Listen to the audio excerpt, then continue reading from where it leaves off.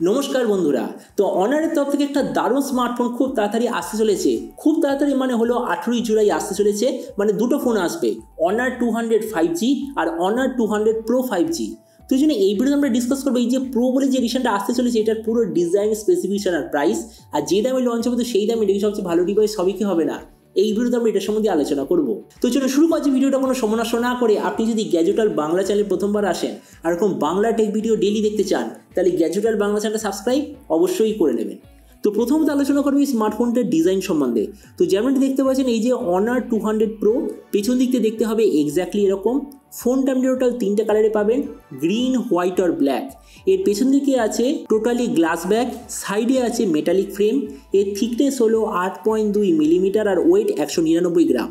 ডিসপ্লের দিক থেকে এতে আপনি পাবেন 6.78 inch 1.5K 120 hertz 10 bit quad curved AMOLED display. তার সঙ্গে 480 হার্জের টাচ স্যাম্পলিং রেট, 3840 হার্জের পিডালো ডিমিং রেট, 4000 নিটসের brightness, 20:9 aspect ratio, 94% screen to body ratio.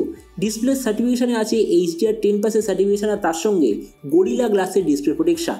তার মানে সোজা কথা বলতে গেলে যে প্রাইস পয়েন্টে আসছে সেই হিসেবে ডিসপ্লেটা সত্যিই খুব ভালো। প্রসেসরের দিক থেকে এতে আছে স্ন্যাপড্রাগন 8S Gen 3 প্রসেসর, যেটার সঙ্গে একটা খুব ভালো কোয়ালিটির কুলিং সিস্টেম আপনি পাবেন অনারের তরফ থেকে। কিন্তু এই স্মার্টফোনটার মেন সেলিং পয়েন্ট হলো এর ক্যামেরা। তো এতে আপনি পাবেন 50, 12 আর 50 মেগাপিক্সেলের ট্রিপল ক্যামেরা, তার সঙ্গে 50 আর 2 মেগাপিক্সেলের সেলফি। এর যে 50 মেগাপিক্সেলের রিয়ার ক্যামেরা ওটা হলো অমনিভিশনের তরফ থেকে আসা সেন্সার, যেটা সেন্সার সাইজ 1/1.3 ইঞ্চ। এর সঙ্গে যে 12 মেগাপিক্সেলের সেন্সার ওটা হলো আলট্রা ওয়াইড, আর যে থার্ড 50 মেগাপিক্সেলের সেন্সার ওটা হলো 2.5x টেলিফোটো লেন্স। আর এই রিয়ার ক্যামেরার সঙ্গে আপনি পাবেন OIS, EIS দুটোরই অপশান। এই যে ফোনটা টোটাল তিনটে ভেরিয়েন্টে অ্যাভেলেবেল, 12/256 GB, 12/512 GB আর 16/512 GB। র্যামের কোয়ালিটিটা LPDDR5X, মেমোরিতে আছে UFS 4.0, সেটার সঙ্গে কোনো ধরনের ডেডিকেটেড এসডি কার্ড স্লট নেই। ব্যাটারির দিক থেকে আপনি পাবেন 5200 mAh ব্যাটারির সঙ্গে 100 ওয়াটের ওয়ার্ড চার্জিং আর 66 ওয়াটের ওয়্যারলেস চার্জিং, আর কানেক্টিভিটি হলো USB Type-C।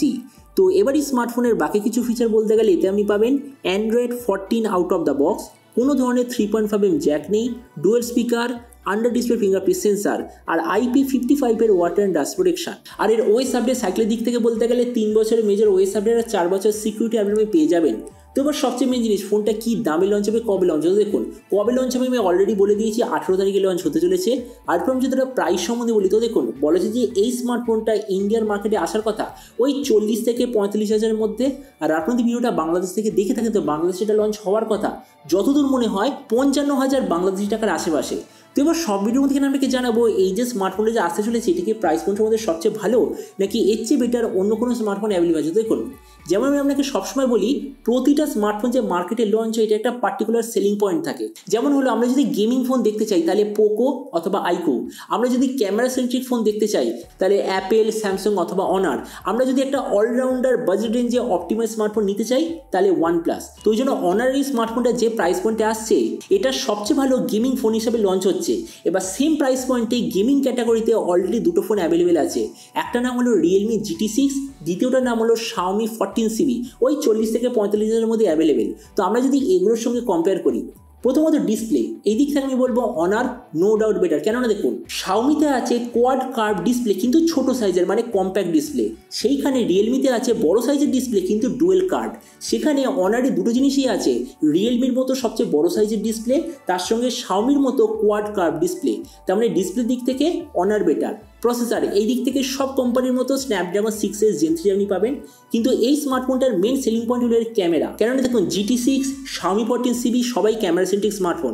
তো আমরা যদি মেন ক্যামেরাটা দেখি, Xiaomiর মধ্যে যে ক্যামেরাটা আছে ওটা সেন্সর সাইজ হলো 1/1.55 ইঞ্চ, সেখানে রিয়েলমির মধ্যে যে সেন্সার সাইজ সেটা হলো 1/1.4 ইঞ্চ, আর সেখানে অনারের মধ্যে যে সেন্সার সাইজ সেটা হলো 1/1.3 ইঞ্চ। মানে দেখুন ধীরে ধীরে সেন্সার সাইজ আরও বেটার হতে চলেছে। তো ওই জন্য আমরা যদি শুধুমাত্র ক্যামেরা সেন্সার দিক থেকে দেখি অনার হবে নো ডাউট বেটার। তাছাড়া ভেরিয়েন্টের দিক থেকে সবকটা এক্স্যাক্টলি সেম। ব্যাটারি আর চার্জারের দিক থেকে আমি বলবো অনার বেটার। কেননা দেখুন সবকটা ফোনেই 5000, 5500 mAh ব্যাটারি আপনি পাবেন। তাছাড়া 100 ওয়াট, 120 ওয়াট এইসব চার্জার সব কিছুতেই আছে। কিন্তু একটা ফ্ল্যাগশিপ লেভেল স্মার্টফোন আমরা যখন নিচ্ছি অবশ্যই একটা ওয়্যারলেস চার্জিংয়ের ফিচার থাকা উচিত, তাও আবার ফাস্ট চার্জিংওয়ালা। তো এতে আপনি পাবেন 66 ওয়াটের ওয়্যারলেস চার্জিং, যেটা বাকি দুটো ফোনে মিসিং আছে। তো ওই জন্য আমি এখানে ব্যাটারি আর চার্জারের কম্বিনেশনে অনারকে একটু বেশি প্রেফার করছি। তাছাড়া স্পিকারের দিক থেকে সবকটা সেম, ওএস আপডেটে সবকটা এক্স্যাক্টলি সেম। তারপরে দেখুন ভিডিওটা শুনে আমি এটাই বলবো, যদি আপনার টার্গেট থাকে আজকের দিনে 40 থেকে 45,000 টাকার মধ্যে একটা এমন স্মার্টফোন নেওয়ার যেটার মেন টার্গেট হলো সবচেয়ে বেস্ট ক্যামেরা এক্সপিরিয়েন্স, তার সঙ্গে সবচেয়ে বেস্ট ডিসপ্লে প্রোভাইড করা, তো আমার মতে মনে হয় অনার 200 প্রো আপনাদের জন্য সত্যি খুব ভালো হবে। তো এবার আপনি যখন সবচেয়ে জানাবেন এই যে অনার যে নতুন ফোনটা যে আসতে চলেছে, তো আপনি কি এই দামে এটা নিতে চান নাকি অন্য কোনো স্মার্টফোন আমি চুজ করতে চান, এটা সম্বন্ধে যখন কথা বলতে আমাকে একদমই ভুলবেন না। তো চলুন দেখা হবে আগামীকাল একটা টেক ভিডিওতে। Till then stay tuned and always remember, think positive, be positive. Thank you.